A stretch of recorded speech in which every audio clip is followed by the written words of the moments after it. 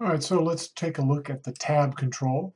Tab control is another Windows container control, and it's similar to the group box and panel controls that we saw earlier, but it has a few new abilities as well. Okay, so into Visual Studio,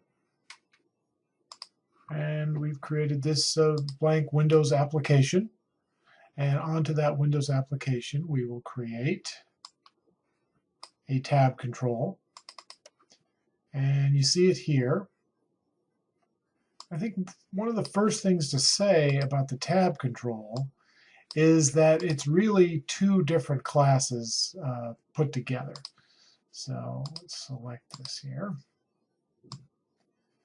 And of course, we're creating the tab control, and we see this here. Let's take a look at that. So there we see the control called tab control 1, and it is a class tab control. That makes sense.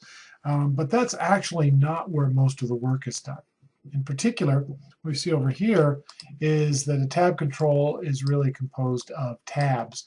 But this control is actually a separate control. And we can see that here as we do our drop down. We have a tab control, and that's the larger containing control, if you will. And then inside of that, we have another container, and that's the tab page control. And in particular, since this control right now has two tabs, then it has two tab pages. So the work, the client area of the tab control, is actually done inside of the tab page class. And in this case, that means tab page 1 and tab page 2. All right, so let's look at some of the things that we can do with that. So, of course, just as with the other controls, we can put buttons or labels or, in fact, anything else that we might be interested in putting on that control. And the tab control is one of the few controls that actually has a design time behavior to it. In other words, I can click on tab page 1 and it actually changes the control. Click on tab page 2 and it changes the control. What's actually happening here is it's not as if the controls, the label and the button and the list box are going away. They're just becoming invisible. So in this client area, when I click on a new tab page, that makes some controls invisible and some other controls visible. So a significant part of using a tab control and its respective tab pages is understanding how to navigate between one tab page and another. So in order to help us with this, let's put a text box on my form so that I can keep track of the events that are executing. So there's text box. I'm going to put that on the form. And we'll just put it over here. Let's make this just a tiny bit bigger. And let's change the properties of this. So in fact, that is multi-line. I'll change the multi-line property over here to true.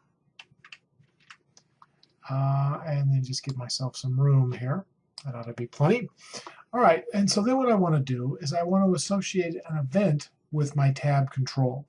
So I'm going to go back over here to properties and bring up tab control and go to the event pane, like so. And you'll note that selected index changed is the sort of go-to event associated with tab controls. But just for the sake of discussion, let's go ahead and associate something with click. So this will be tab page click. All right, so I'll double click here, and that will bring up a stub that looks like this. And what I'm going to do is I'm going to go into my text box that I created. I'm going to change its text property, and I will add to that text property the current event that just took place, which in this case is tab control click, like so. And so that I can collect multiple events here, I'm going to add to that an environment new line so we can see multiple events being fired. All right, so let's go ahead and execute the code. And it looks like this. And of course, my text box right now is empty. If I click on tab page 1, I get a tab control click. And notice that nothing changed. I just got that click. Now notice if I click in the client area, I do not see that click.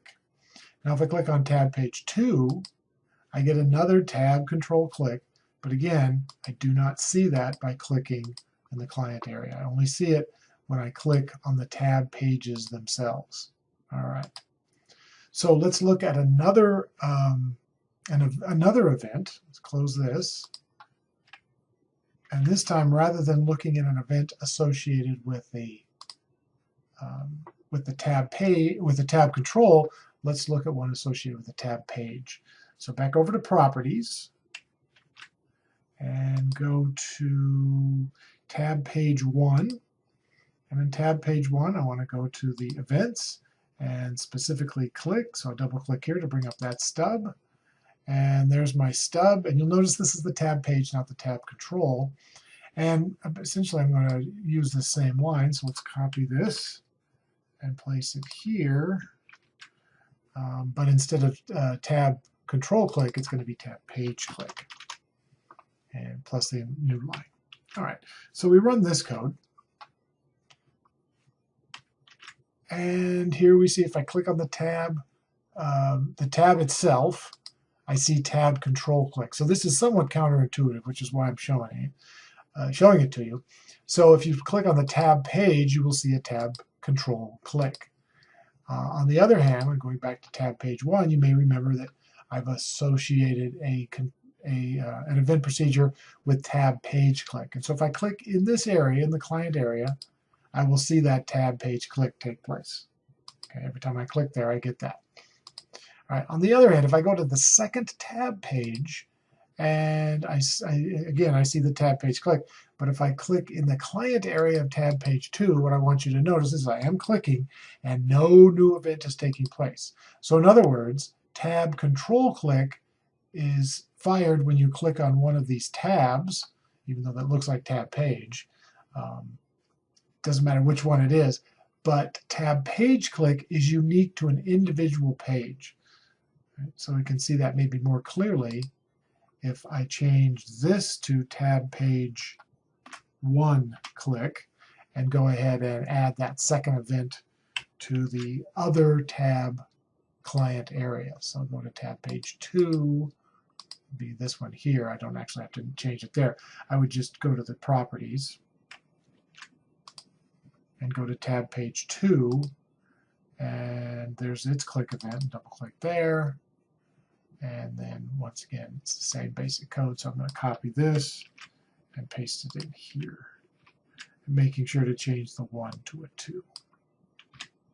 All right, and then we run this code.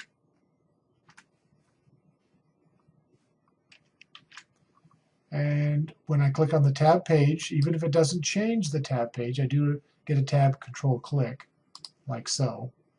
And now if I click on the client area of tab page 2, I get a tab page 2 click. Then going back here, if I click on the client area of tab page 1, I get a tab page 1 click. All right. So the most important thing here, the thing to take away from this, is that tab pages are different than tab controls.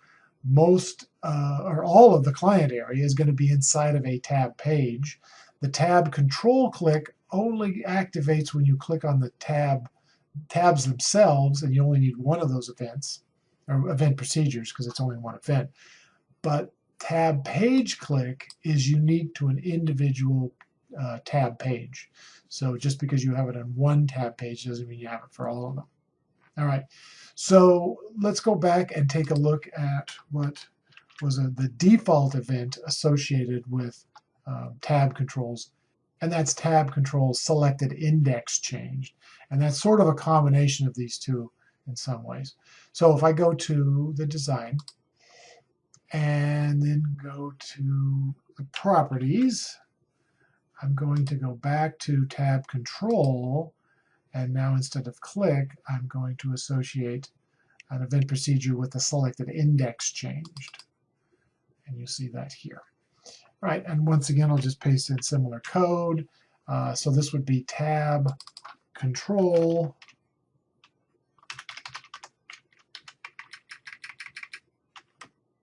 index. change. Of course, it's selected index changed. I'm just abbreviating here. All right, so let's run the code and see how the application behaves. So now if I click on tab page 1, I see tab control click, and I didn't change the index, and that's why we see tab control click. If I click on tab page 2, notice that I see tab control index changed and tab control click. And then, of course, I can still click on the individual pages. Let's go back to tab page 1, and I see tab control index changed and tab control click. Okay, so for the most part, you probably don't need a tab control click. I'm just showing you when it gets activated. And in particular, sometimes people want to have something happen with the client area, and they get confused between tab control click and tab page click. So probably you don't want tab control click. What you probably want, if you want to activate, or if you want to have something to do with the client area of a tab control, you want tab page click. And in terms of going back and forth between the selected indices, you probably want tab control index changed. Right? You'll also notice that there's an index property associated with the tab control. So let's go back to this event procedure selected index changed, and instead of just writing out the fact that an index has changed, let's actually write out what it changed to. And so that control, or that property, is tab control selected index, like so. And now we will see not only did the index change, but we'll know what it changed to. So if I run that code,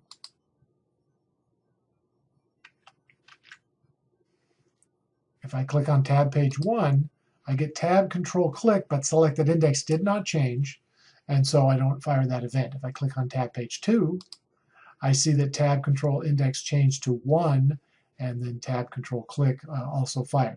So in other words, the index values of these are 0 and 1. So if I go back to tab page 1, I will see that the tab control index changed to 0. So in your program, you may want to apply a constant value to that so you know what it means, what 0 and 1 actually mean. Or you might want to create an enumeration with the appropriate values. But in any case, these are indexed, and that's how you can tell programmatically what specific tab page is active for the user at any given time. Okay, so let's go ahead and close this application down and take a look at the supply demo. And so this is doing actually something very similar. And again, we're pointing out that a tab control is really composed of two different classes, tab control plus its individual tab pages. And we have the same kind of event capture here. Let's go ahead and run this. So here we see that on the first tab page, we've got a up-down spin control, and so I can put a number in there. And if I click on View, you can actually see that that number is printed in that particular tab page. And what I'm showing you here is simply that the data is always available, whether the actual control is visible or not. So in other words, the spin control can communicate with the controls that are on the View tab, and in fact also on the Type tab. In other words, they all can talk together. And so I can put a different number here, let's say 15, and go back to spin, and you see that that's reflected there and also reflected here. And you can also see the events that are being fired based on clicking on the tabs. And in this case, I'm just capturing selected index change. So if I click on that tab, didn't select that was already active, since it didn't change the index, the event doesn't fire. So let's take a quick look at that code. I think it's very similar to what you already saw.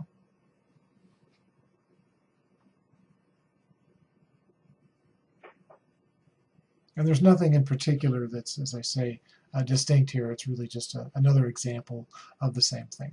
All right, so that's the tab control, and as you can see, it's somewhat of a combination of the group box control and the panel control, but as I said, with some additional abilities. The biggest takeaway is remember that a tab control is composed of or contains several tab pages. A tab page click is unique to the individual page. Tab control click is probably not what you want, and in order to know that you've switched from one tab page to another, you would use tab control selected index changed and the selected index property to know what page you actually, or what page the user had actually selected.